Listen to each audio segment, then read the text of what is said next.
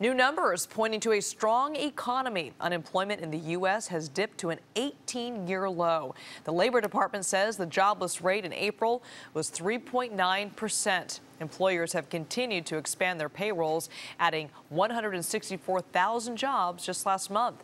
Investors on Wall Street reacted favorably to the job numbers. The major stock indices posted solid gains, but there is a downside. KPIX 5's Julie Watts says it's getting hard to find people to hire. From flipping burgers to making sandwiches, gigs that used to be considered entry-level are no longer the go-to summer job.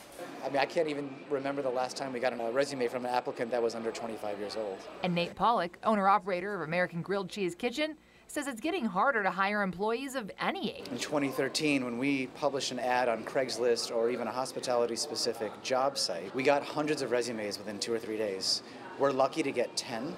The reason, he says, in part is because unemployment is now down to 3.9%, the lowest level since the year 2000. People just aren't looking for jobs. Plus, we have all these other alternative forms of employment that have come about for maybe lower income, flexible workforce, or blue-collar workers, which is the gig economy.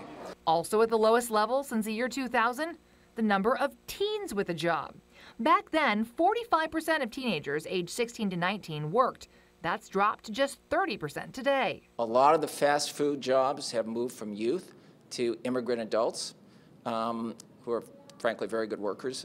In fact, 20% of fast food workers are foreign-born, but thanks to increasing incentives, labor force expert Michael Bernick expects teen employment numbers to increase too. We're beginning to see employers both increasing wages and increasing other benefits. For instance, McDonald's recently announced it's expanding its tuition reimbursement program, committing $150,000 over the next 5 years. Yeah, anything started for you? But when it comes to teens working just for the experience, Nate wonders if that might be a thing of the past. Families that are affording to live here are not necessarily encouraging their kids to go get a job. They're maybe encouraging them to go learn to code or do extracurriculars to get into a better college.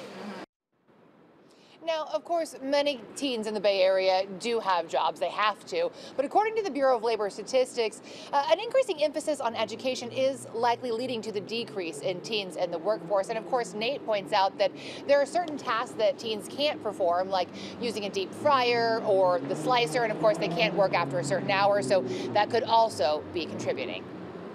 All right, Julie, thank you.